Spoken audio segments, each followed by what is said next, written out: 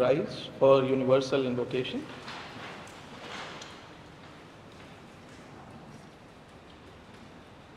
O hidden life, vibrant in every atom. O hidden light, vibrant,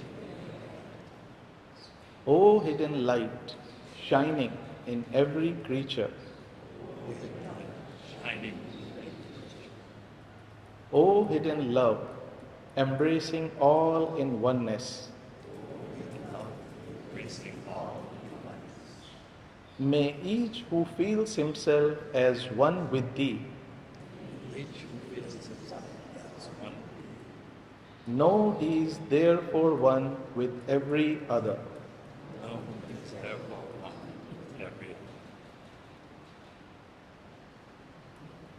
Please be seated.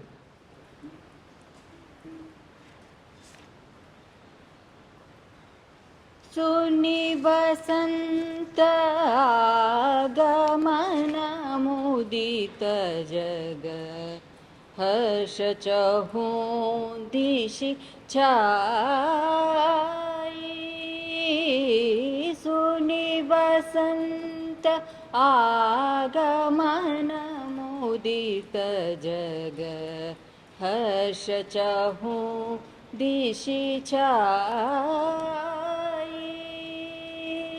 भिन्न भिन्न अनुरूप रूप निज भिन्न भिन्न अनुरूप रूप निज स्वागत परत दिखाई स्वागत परत दिखाई सुनिवसन्त आगमन मुदित जग हर्ष चहूँ दिशि छाई वर्ष सहस्र पवित्र विश्वतरु हम पुनि पुनि यश गावे परम पुनीत सुपूज्य मात तव परम पुनीत सुपूज्य मात तव सन्मुख शीश नवावे सन्मुख शीश नवावे सुनिवसन्त आगमन मुदित जग हर्ष चहूँ दिशि छाई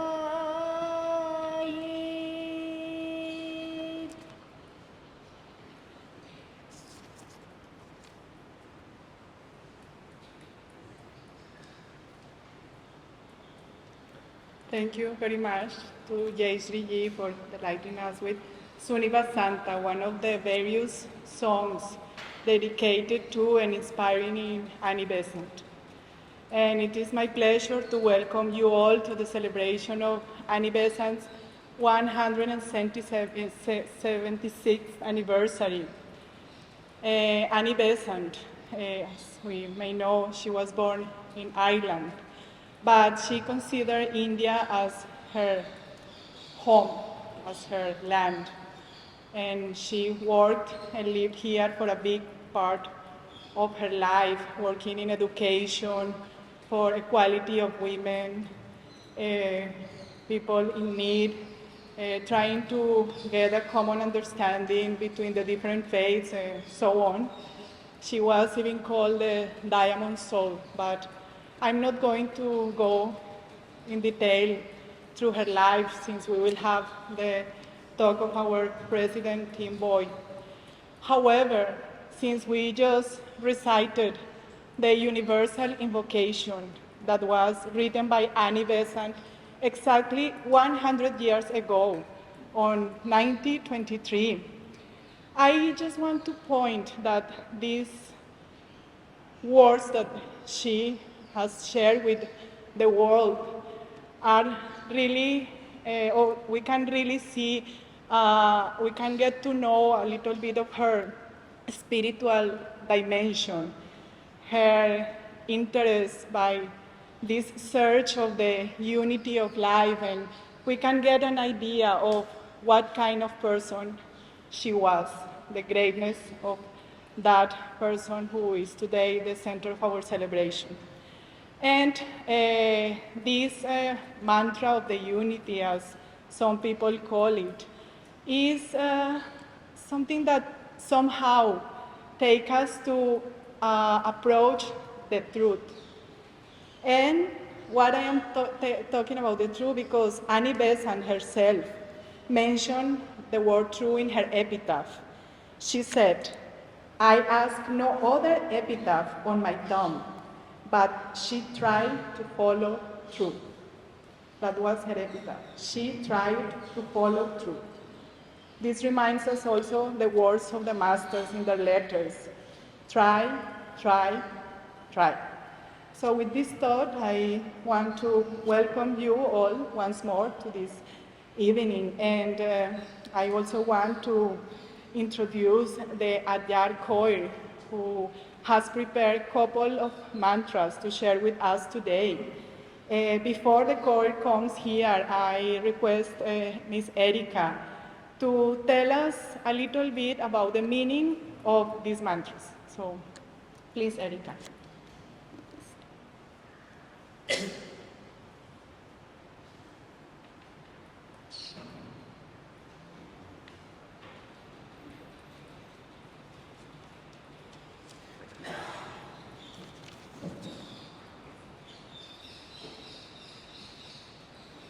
Good evening to all. Thank you. As Catalina said, we'll chant two mantras, and the meaning is Gayatri mantra.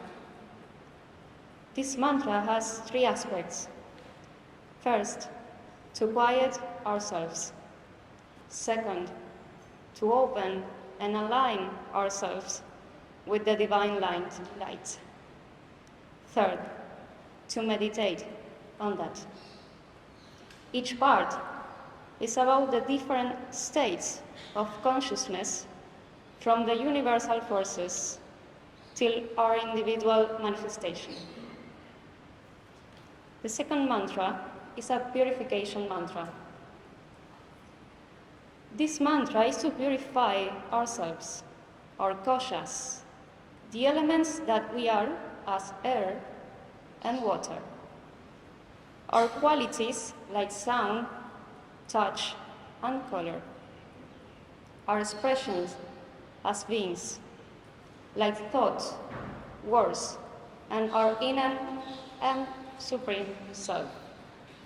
The translation of this second one is Om. May the five breath, prana, apana, vyana, udana, and samana in me be purified. Light am I, may I be from taint, free from sins, swaha. Om, may the five elements, the earth, the water, the light, the air, and the ether in me be purified. Light am I, may I be free from taint, free from sins, swaha. Om, may the five qualities, sound, touch, color, taste, and smell in me be purified. Light am I, may I be free from taint, free from sins, swaha. Om, may the thought, the word, the body, and their actions in me be purified. Light am I, may I be free from taint, free from sins, swaha. Om, may the five sheets, the physical, the vital, the mental, the intuitional, and the blissful in me be purified. Light am I, may I be free from taint, free from sins. Swaha. Om, may the self in me be purified. Light am I, may I be free from taint, free from sins. Swaha. Om, may the internal self in me be purified. Light am I, may I be free from taint, free from sins. Swaha. Om, may the Supreme Self in me be purified. Light am I, may I be free from taint, free from sins. Swaha.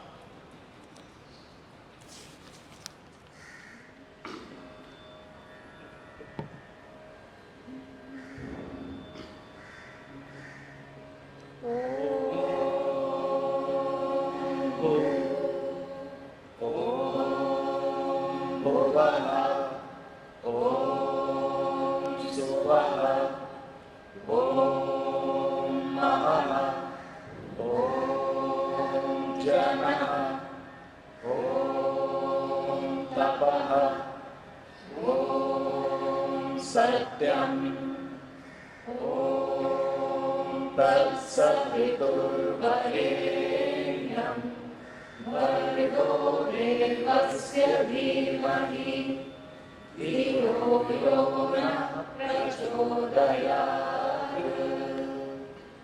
Om Apo Jyoti Raso Amritam Brahma Vasuvaro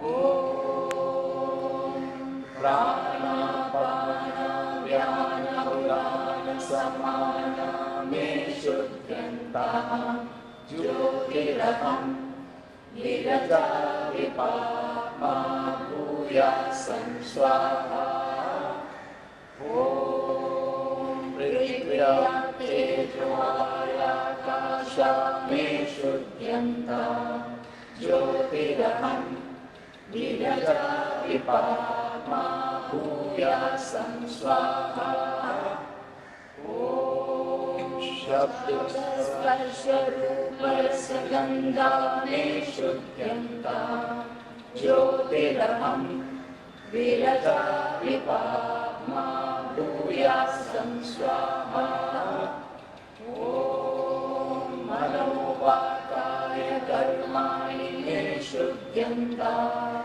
Jyotiraham Viraja Vipama Bhuyasam Swaha Om Annamaya Pranamaya Manomaya Vijnanamaya Anandamaya Me Shuddhyantam Jyotiraham Viraja Vipama Bhuyasam Swaha Om Atma Me Shuddhyantam Jyotiraham Viraja Vipama Bhuyasam Swaha Om Antaratma Me Shuddhyantam Jyotiraham Viraja Vipama Bhuyasam Swaha Om Paramatma Me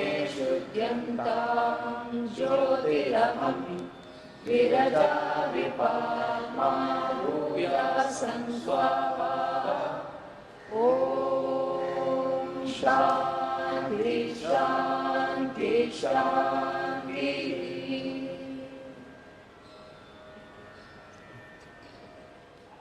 Well, we are very thankful to Jaishree Kannan, the director, to all the participants of the chorus, Sonali, Sarabi, Rika, Erika, Lucas, Alsa, and Yuna. And now, we will welcome our President King Boy to give his talk on Annie Besant. Mr. King Boy has been serving and guiding us as PS International President since April 2014. He was born in New York and he holds an honors degree in arts in public affairs, and joined the Theosophical Society in America in 1974. His work for the TS began early in his job by founding, along with other members, a Theosophical spiritual community in Chicago's inner city, where classes on the ageless wisdom, meditation, work with disadvantaged youth, and healing were held. Along his life, he has been engaged in social work, and he has acted in many capacities within the Theosophical Society, being, for instance, president of the Theosophical Order of Service in America and Theosophical Society in America before becoming the international president. Apart from his many fields of action, Mr. Tim is the person that, along with his team, has taken care of the physical body of our headquarters with the different renovations that you can see over the campus, so that visitors and people who come can really enjoy these beautiful renovations. And he is also that person that is always ready to listen, support, and advise his fellow members. And I can say that we are very grateful for that. He currently shares his life between the headquarters of the Theosophical Society here in Adyar and his home in Chicago, Illinois, where he lives with his wife, Lily Boyd, that is also accompanying us today, and their daughter, Angelique. So please invite our president to share with us his words on Annie Besant. Thank you.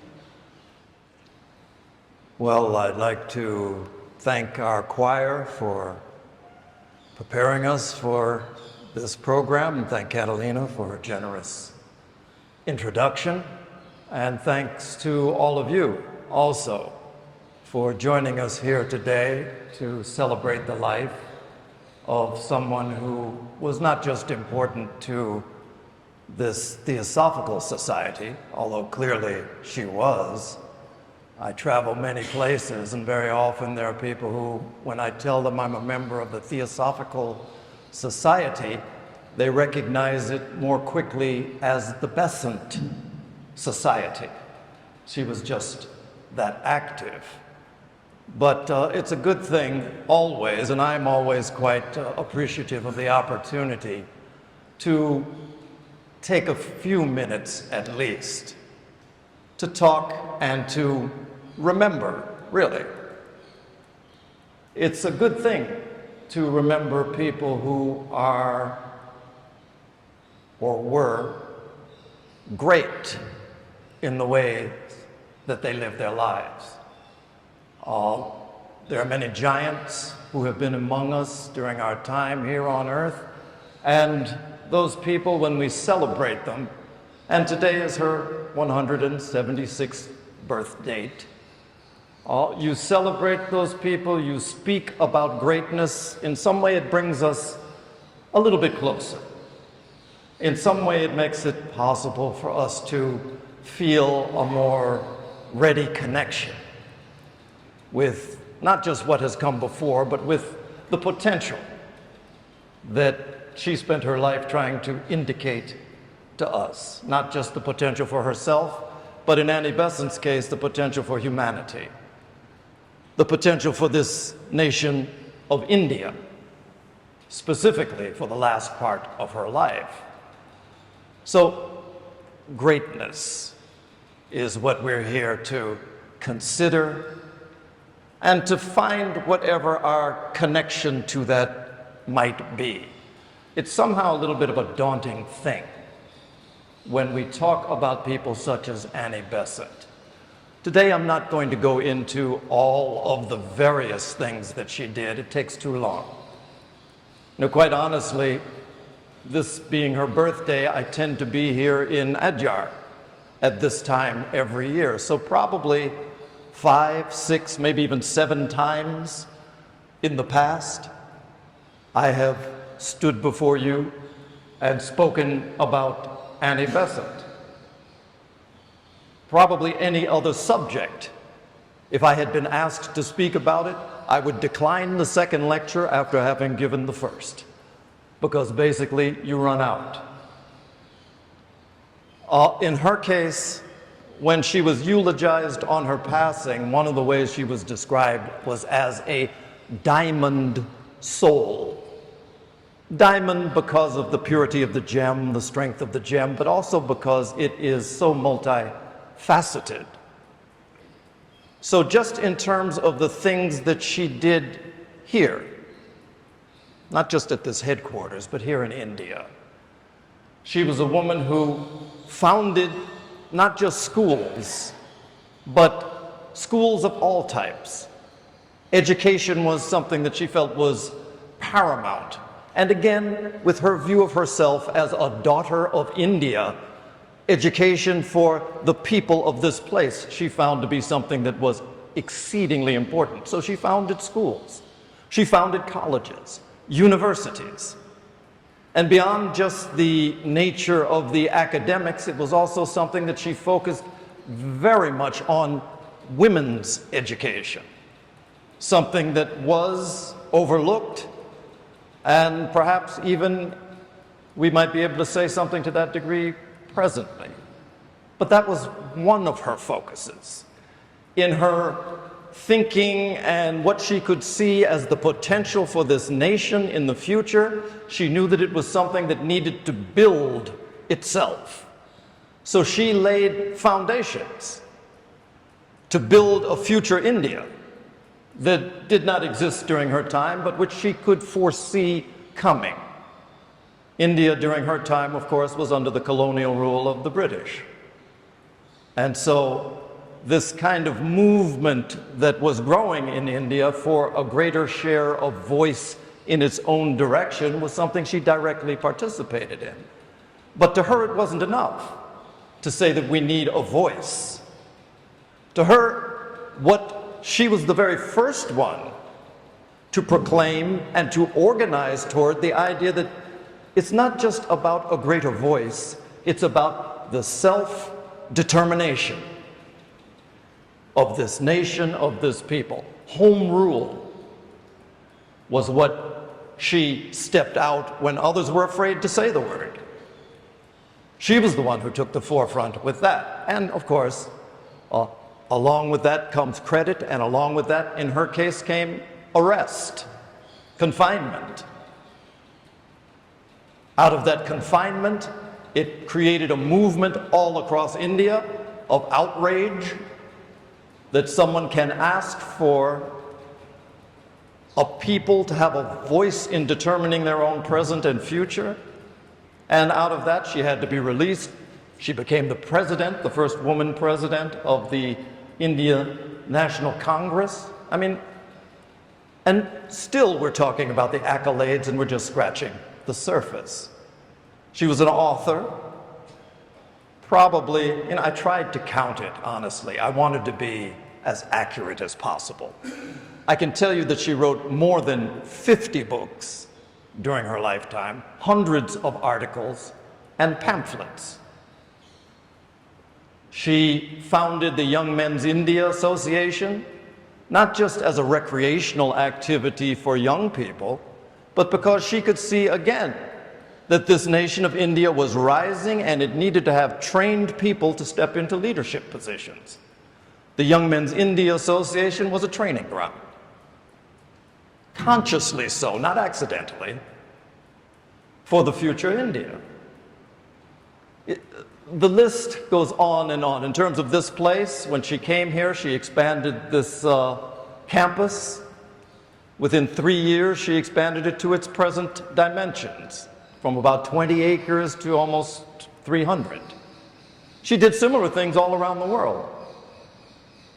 In Crotona, in California, the campus that's there exists because of Annie Besant's donation. In the Netherlands, The International Theosophical Center there exists because of her donation. The Krishnamurti Foundation just down the road was her donation of land toward J. Krishnamurti. She was a person where everything she touched was about creation of new opportunities. The list goes on, but you get the idea. I mean, probably most of you already know something of her history, but there is more. We're just talking about the part that took place here in India at this point. So when you talk about someone like that, I've traveled to places around the world, and in cities around the planet, you find statues raised in honor. Statues raised in honor of someone who might have done one of the things that Annie Besant accomplished in her life. They litter the landscape. But just to say, this was an exceptional woman in terms of her devotion to an ideal. So to me, on a day like this, it's good to remember, but it's also good to ask ourselves maybe a couple of questions. When we are talking about true greatness of spirit, and we're pointing in this case to Annie Besant, clearly people of this stature, to some degree they are so magnificent in their living that they can feel a little bit out of reach.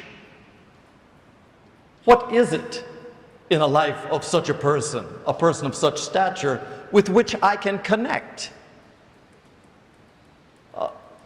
Maybe one or two of us here have founded a school here and there. Some of us might have written a book, several articles. But you know, what is the connection with someone such as an Annie Besant? It is the case that very often when we consider the lives of great people, what we focus on is the fully developed and mature person. It's as if we go to the forest and what we see in the forest is the fully grown, solidly rooted tree that stands above all others. But that tree got there through a process. And that process is what we often ignore. And really, if we're going to be quite honest, it is the process of becoming great that most clearly links us with such people. There was a popular song. Probably most of you will not be aware of it because it was popular during my day. So probably most of you were on your way here into this world at that time. But there's a song which has the lyrics that says, "There is a crack in everything. That's how the light gets in." Everything is damaged in some way. Everything that has the touch of the human life. It is the nature of being human that we live through crises. It's the nature of being human that there are continually losses of various sorts that we have to experience. The happiest of lives experiences loss, pain, suffering. And we find ourselves born into such conditions.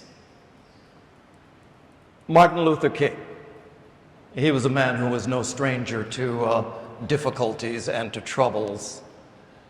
One of the things that he said was, if you look at a person, the ultimate measure of that person is not where they stand in moments of comfort and convenience, but where they stand in times of crisis and challenge. That's the measure of the person.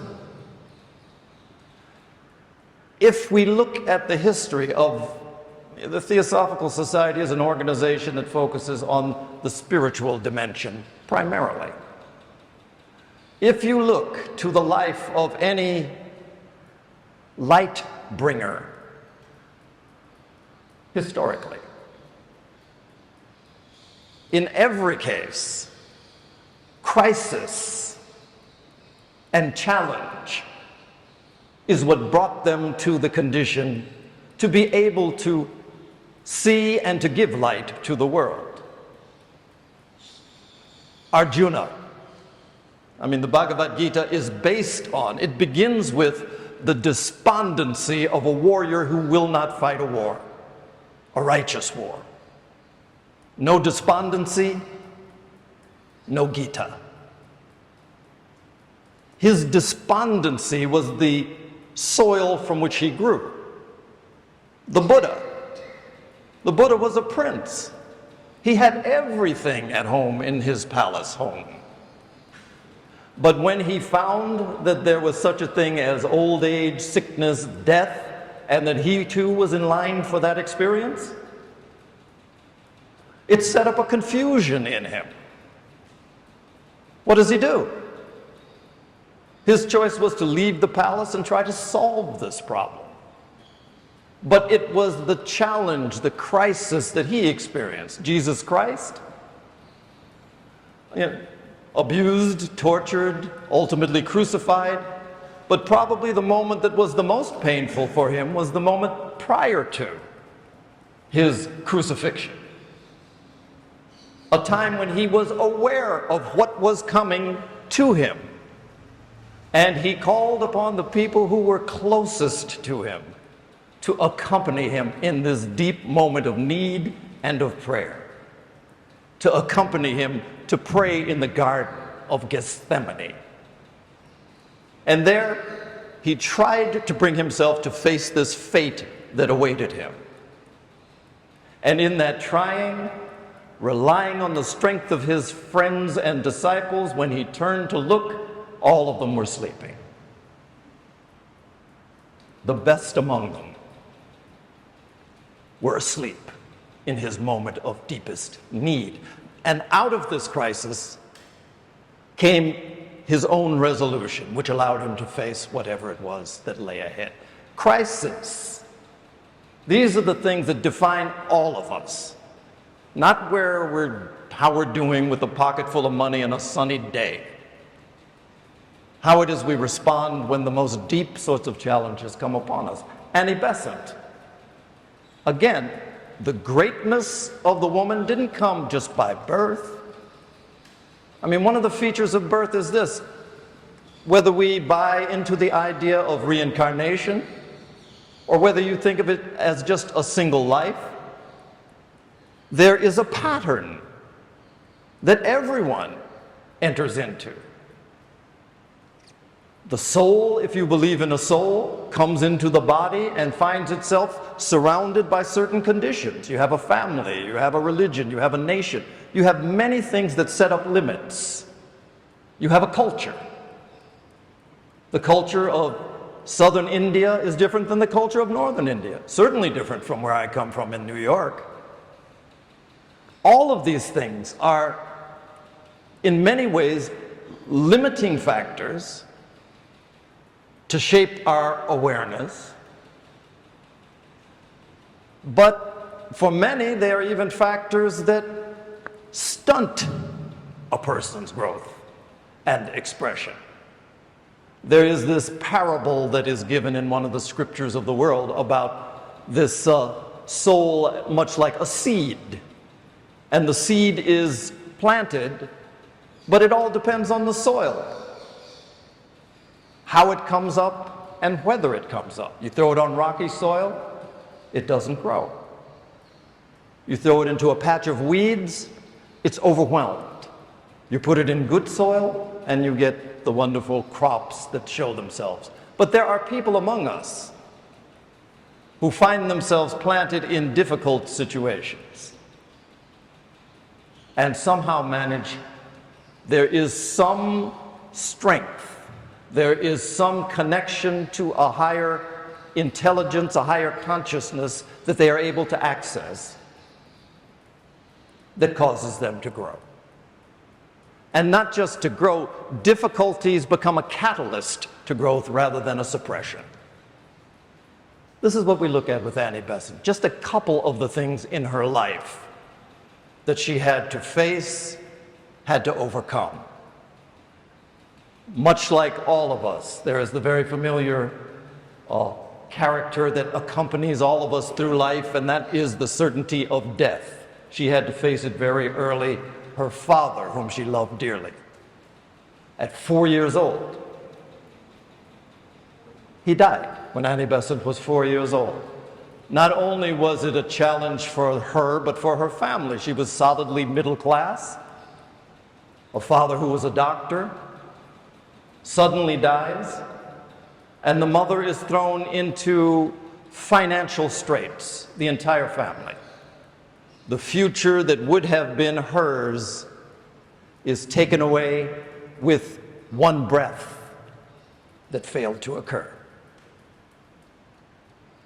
She had to deal with that. As she grew up, her mother, on her deathbed, her mother said to Annie Besant, "You know, Annie, you're a darling girl. Your biggest problem is that you have always been too religious." In her early years, she was deeply, devoutly Christian in her religion. What her mother was telling her, she's religious in whatever she does, even moving against religion. She lost her faith. The thing that really supported her, when she started to investigate more deeply, she found that it wasn't something that could be supported through her reason, through her intellect. And try as she might to hold on to this faith that had been blind, she couldn't do it. Her problem was that she was a thinker, and her problem was also that she refused to be dishonest with herself.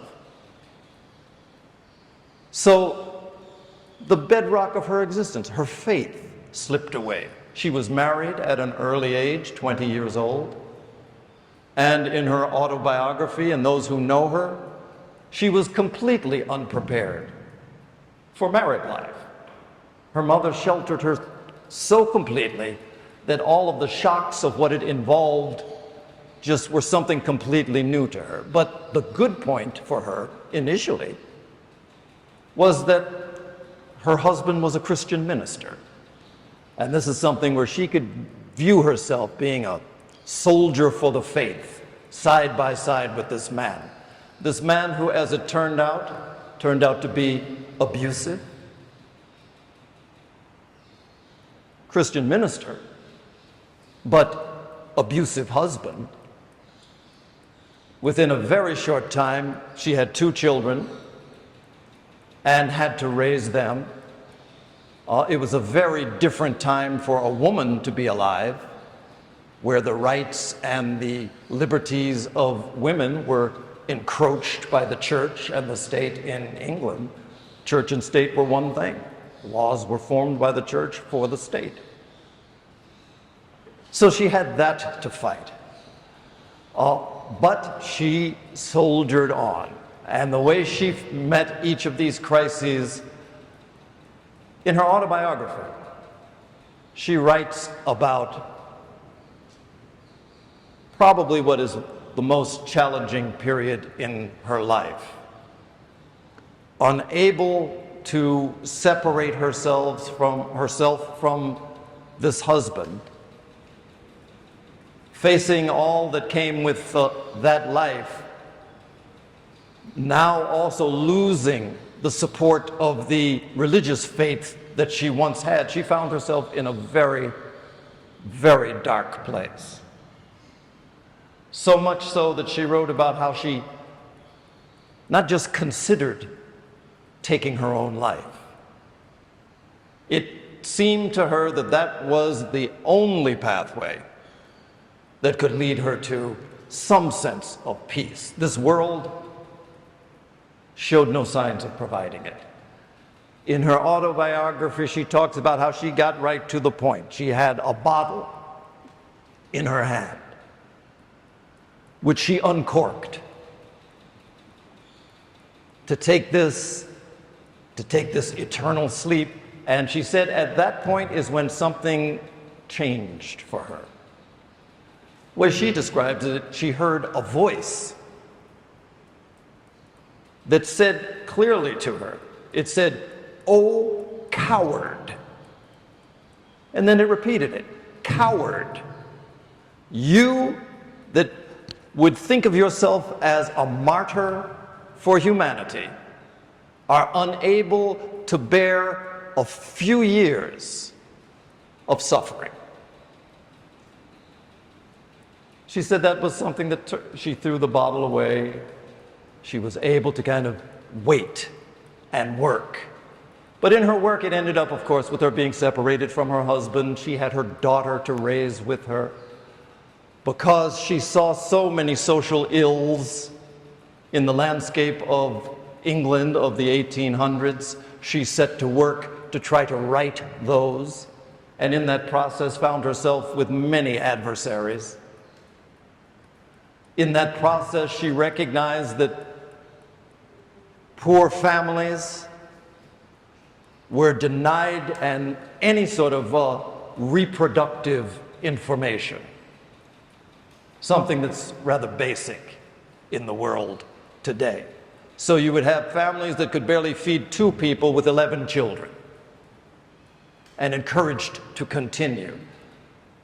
She published a pamphlet that addressed the possibility for a woman to take these matters under her own control. This wasn't about abortion. It wasn't about anything that was extreme in that nature. It was something that was about the basic sort of awareness and knowledge that children today are given in places around the world. For that, she was taken to trial. For that, she had to defend herself. She won the case. But also for that, yet another loss occurred when her daughter, who was beloved by her, and it was mutual, was taken away from her because of her immorality and because it was something that was contrary to the dictates of the Church of England. Now, I don't know about any of you, but the thought of a parent, father or mother, but particularly the thought of a mother having her child taken away from her for doing something that was of benefit to others is a difficult thought. It's hard to imagine that many people experience such a thing and not just come back but rise. So anyway, many things in her life as she became much more devoted and aware to such a thing as a spiritual path. She not only continued to work for India. In India, she was a person of great note. Her voice was heard. And then a time came when even that was taken away from her. There was a time when having the skin color that she had and the connection to the British Empire was something that was advantageous. But then there was a time when that moment passed. This wasn't a movement to be led by people from outside of India. And with that, her prestige, her honor, all of those things that people work a lifetime for and treasure slipped away. And of course, this is another thing. It happens and you rise. J. Krishnamurti, someone who she came upon when he was 13 years old, recognized that there was a great soul within this man, did everything to cultivate that. A movement formed around him. She was central to that. Around the world, thousands of people were looking to Krishnamurti to be the world teacher. And Annie Besant was the one who so strongly supported him. He regarded her as his mother, Amma. Amma is what he called her to his dying day. But there came a time when that movement itself, the focus and the work of this part of her life also dissolved. Krishnamurti went on to become, he was a world teacher originally. But the formalities and the rituals and all were not something that suited him. Even as he walked away, she made a point that she supported him. She was afraid that he might not be able to make it in the way that he had, and so she donated the land over here on Greenways Road. But again and again, crises, challenges, problems are the process that is involved in her growth, similarly as it is involved in ours. What is it that connects us to great people? In many ways, it is the formative greatness within each and every one of us. In spite of all these challenges and difficulties, the recognition for her has been that, as is said in this prayer that we recited in the opening, O hidden life, vibrant in every atom. There is a hidden life within each and every one of us, within everything. There's a hidden light that shines in every creature that breathes. Only problem is, for us, we don't know it most of the time. But she spent a lifetime in the effort of trying to make these things clear to us. There is a hidden love that we have the capacity to become one with, that embraces all in oneness, not separation, not war, not superiority, not hierarchy, oneness. Her words, to the extent that we can realize this, then that becomes something that is the possibility for our way of living. It's the possibility for the greatness that she anticipated, not just in India, but in each one of us. Gautama Buddha, as he neared the end of his life, he summarized his life of teaching. And 50 years from the time of his enlightenment, he spent trying to teach us ways to repeat this experience of enlightenment. And he summarized that teaching in 8 words. 8 words was what he used to express his lifetime of trying to teach us. He said his teaching consisted of this: do no harm, do good, purify your hearts. 8 words. Do no harm, first. Second, do good. Third thing, purify your hearts. Annie Besant said a number of things, but prior to her death, as Catalina shared in the beginning, she wrote her own epitaph. And she summarized the force and the power and the direction of her life, of her living, in 5 words. Not to try to beat out the Buddha, 5 words. And those 5 words from her were, I tried to follow truth. I tried to follow truth. In her case, this following required a very strict honesty with herself. One of the things that she said about spirituality, let our spirituality demonstrate itself by its effect on the world, not on our quotations, not on what we appear to know, on the effect we have on those around us and this world. She also said, it's better to be silent, better not even to think if you are not prepared to take action.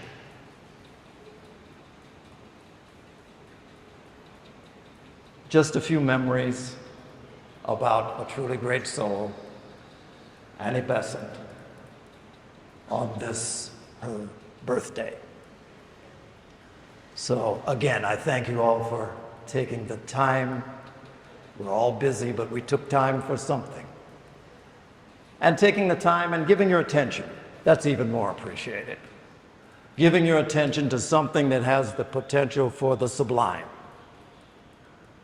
For each and every one of us, if we have the capacity to realize even a small measure of it.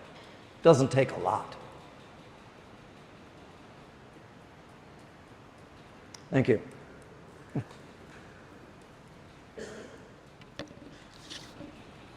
Well, thank you very much, Mr. Taylor, such a wonderful lecture reminding us the greatness of Annie Besant.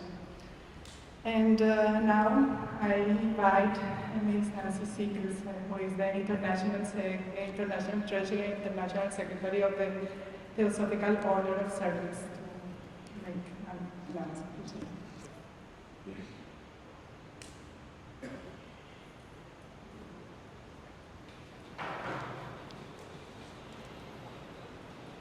Thank you.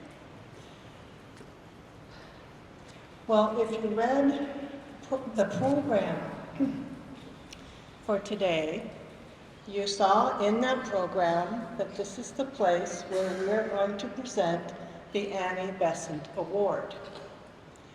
So, what is the Annie Besant Award? I know you're all asking that because it's new. Tim mentioned early in his talk about Annie Besant founding certain things. One of the things that she founded was an organization. Tim mentioned the Young Men's India Association. She also founded the Women's India Association. Several years ago, representatives from the Women's India Association came to the TS and said, we have this amount of money that we would like you to invest, and we want you to spend the interest that it earns every year to give an award to someone or a group or whoever has done work that year in memory of and to celebrate Annie Besant in some way. This is actually the second time this award was given. As I said, they came several years ago, and we all know that in the meantime, we had lockdowns and all of that. So nothing much was really done. We did give the award one other time, and it went to Dr. I think it's TK, I know Nair, I think it's TK Nair, who was promoting school children to write compositions about Annie Besant. And so that was given to him. But it was very quiet. We didn't have a program because of the lockdowns and all of that. So the interest on this money that they gave was X amount of rupees. And the TS thought that it should be enhanced a bit to make the award. The award is actually 10,000 rupees. So this money that backs up this award comes from both the Women's India Association, and the Theosophical Society. Another organization that Annie Besant founded was the Theosophical Order of Service. And Tim is the international president of the TOS. I'm the international secretary, which is why we're giving this award today. So Tim, okay. We're both going to do this. This year, the Annie Besant Award goes to the TOS in Chennai, in Madras. So I would like to invite Srinivasan, the president of that organization, Dr. Revati, the secretary, and Bhaskar, the treasurer. I hope he's here. Is he here? He's not here. So the two of you, if you will come up. This year, up till today, was the 175th anniversary year of Annie Besant. And the TOS Chennai, Madras, took it upon themselves to celebrate all year long by finding places that really needed help and support and giving their help and support financially and actively to a number of places, old age homes, places for the blind and the deaf, just a lot of different things. So, we would like to present to you this lovely card and this check. Okay, and this check.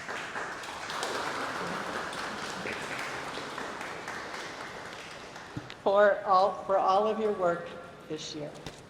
Thank you very much. So now you know what you have to do in order to get this award next year. Thank you. Oh, card. Yeah, I'll give it to you.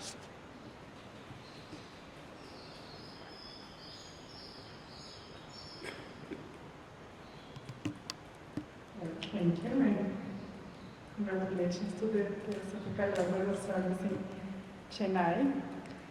And well, with this, we close today's celebration. But before, just a reminder, at 6:30 we are having a sitar concert at the Annie Besant Blavatsky Bungalow. We will have the music of Jaishree Kannan to the side, who is a sitar player, accompanied by Shri Rohit Mujumdar in the tabla.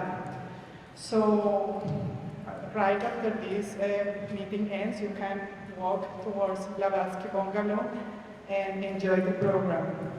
We thank you all for your kind presence today, and we will conclude by the offering of flowers to Annie Besant. So we will make a line, and whoever wants to offer as a gratitude to all her work, the flowers, please be welcome.